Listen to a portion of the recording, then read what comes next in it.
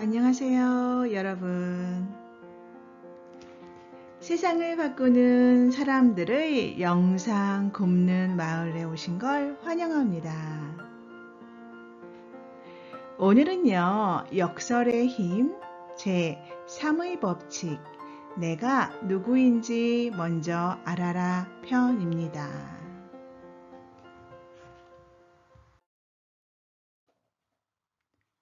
오늘의 첫 번째 이야기, 나는 누구인가? 나는 누구인가? 자기를 모른다는 말보다 어리석은 말은 없고 자기를 안다는 말보다 더 어리석은 말은 없다.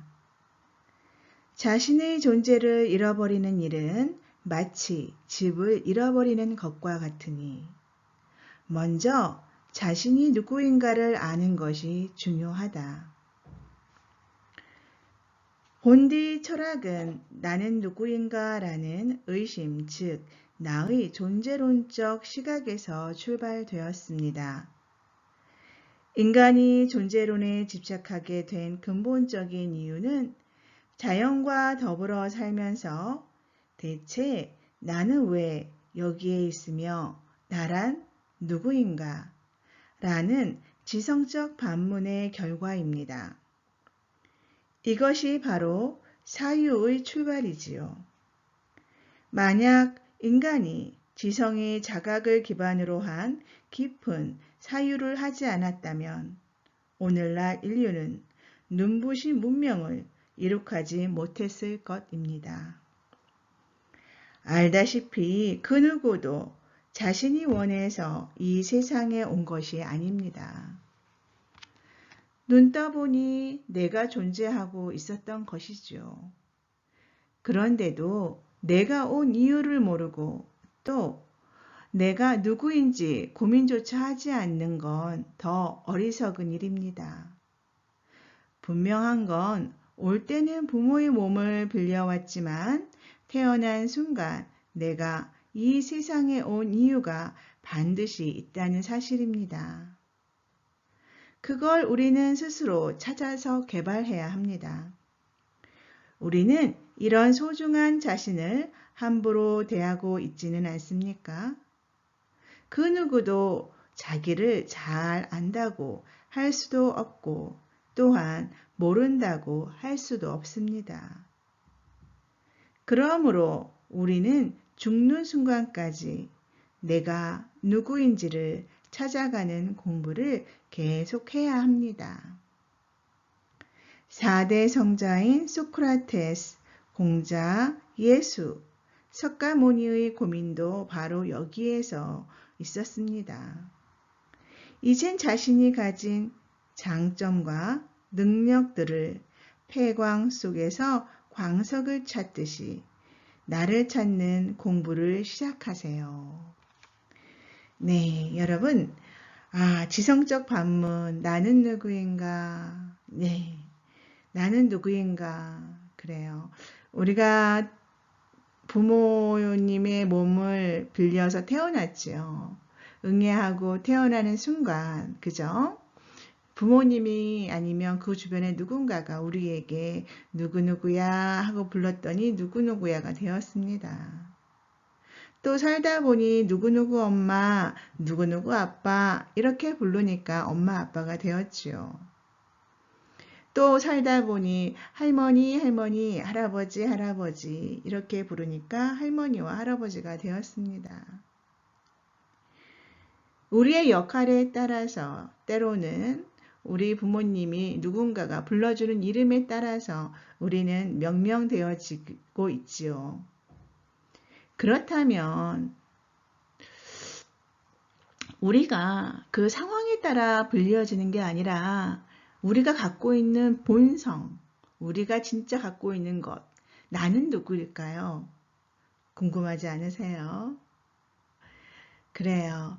제 생각에는 우리는 이 땅에 태어났을 때 어디론가부터 온 거는 같아요. 부모님의 몸을 빌려서 육체, 그쵸? 동물적인 어떠한 그러한 육체를 가지고 태어났는데 영혼 자체는 어디선가 오지 않았을까라는 생각을 합니다. 우리 자신이 누구인지를 잘 알고 있으면 제 생각에는 우울증에 걸릴 일도 없을 것 같고요. 인생을 살다가 헤매는 경우도 많이 줄어들 것 같습니다. 우리 한번 우리는 누구인지 나는 누구인지 찾아가 볼까요? 자리에 집착하지 말고 안주하라. 네, 여러분, 자리에 집착한다면 어떻게 될까요? 우리는 어딘가에 멈춰져 있겠죠.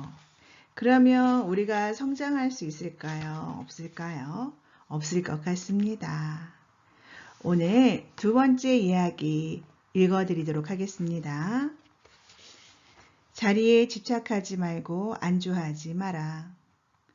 자신의 자리에서 안주하지 말고 이웃과 사회에 도움되는 일을 스스로 찾아서 하라. 질량 있는 일을 하면 자연과 하늘이 반드시 그 대가를 준다. 대부분 성공한 사람들은 현재에 만족하지 않고 먼 미래를 위해 계획을 세우고 열심히 일한 노력의 결과입니다. 이런 사람만이 남보다 더 큰 일을 할 수가 있습니다. 그렇다고 자신의 성공을 위해 남에게 피해를 주거나 꼼수를 쓰는 건 절대로 안 됩니다. 정당하고 합리적인 방법으로 일해야 그 가치가 있다는 뜻입니다. 일할 때도 당장 눈앞의 작은 이익에 집착하지 말고 이웃과 사회에 도움을 줄 수 있는 질량 있는 큰 일을 해야 합니다. 지금 자신이 조금 힘들다고 자신의 이익에만 집착하게 되면 미래에 더 큰 일을 할 수가 없습니다.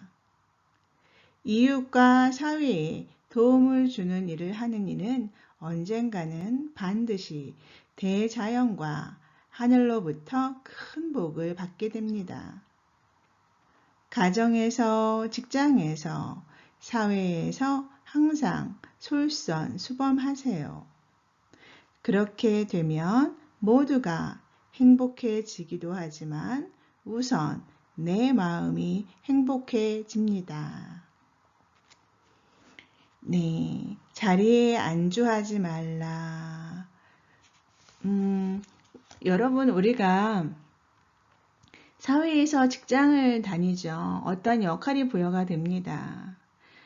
나의 역할은 여기가 끝이야.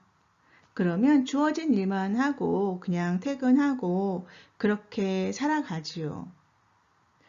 그런데 거기에서 한 단계 더 발전을 한다면 내가 뭐를 사람들을 위해서 해줄 수 있을까?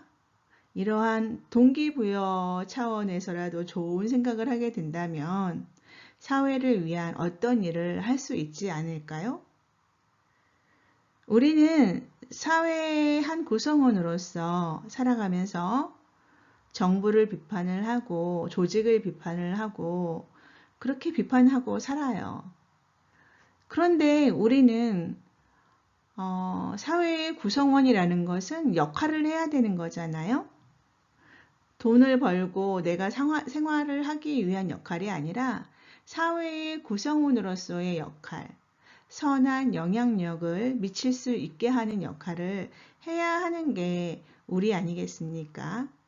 그래야 우리의 사회도, 우리의 나라도 더욱더 발전하지 않을까요?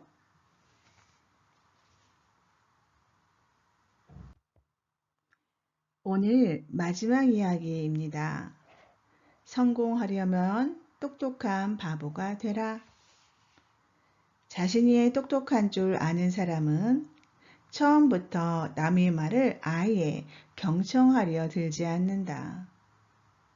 남을 통해 배우려면 먼저 똑똑한 바보가 되어 남의 말을 경청하는 자세를 갖추어야 한다.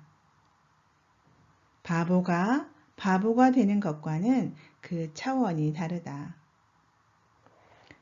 사람들의 대다수는 자신이 남들보다 훨씬 똑똑하다고 생각합니다. 물론 틀린 말은 아닙니다. 실제로 누구나 자신이 생각하기에 똑똑하니까요. 그런데 정말 그럴까요? 자신이 스스로 똑똑하다고 여기는 순간 남들은 오히려 당신을 바보로 여길 수 있습니다. 왜냐하면 자신이 똑똑하다는 뜬금없는 자만심으로 겸손함을 잊어버리고 남의 말을 경청하려 들지 않기 때문입니다. 세상에 이보다 더 어리석은 생각이 없습니다. 그러므로 남보다 성공하려면 먼저 남의 말을 귀담아 경청하여야 됩니다. 그래서 좋은 건 받아들이고 나쁜 건 과감하게 버려야 합니다. 그러려면 먼저 스스로 바보가 되어야 합니다. 이것이 바로 지혜입니다. 이렇듯 진짜 바보와 바보가 되는 것은 그 차원이 다릅니다. 네, 여러분. 경청의 기술이 바로 바보가 되는 거였네요. 내가 너보다 똑똑해. 내가 얼마나 똑똑한데 나 다 알아. 그거 벌써 나 알고 있어. 이런 마음으로 상대방의 말을 들으면 진짜 그 사람 말을 우리가 경청할 수 있을까요? 그쵸, 힘들 것 같습니다. 그런데 또 우리가 알고 있는 게 답은 아니잖아요. 네, 저를 예를 들어 보면요. 제가 맞다고 해서 이쪽 길이 맞다고 해서 살아온 길이 지금의 저입니다. 그러면 제가 후회가 없겠습니까? 아니죠. 왜 나는 지금 이거밖에 안 될까라는 마음이 엄청 큽니다. 그렇다면 제가 선택했던 그 길이 답이 아닐 수도 있었다는 이야기이지 않을까요? 분명 저는 제가 갖고 있는 어떠한 생각의 범위 내에서 최선의 선택을 했습니다. 왜요? 내가 똑똑했으니까요. 그런데 지금 보니까 상대방의 말을 경청을 했더라면 더 지혜로운 결정을 하지 않았었을까라는 생각을 하게 되네요. 네, 여러분 오늘은 여기까지입니다. 들어주셔서 감사하고요. 오늘 정말로 기쁜 그리고 즐거운 하루 만드세요. 감사합니다.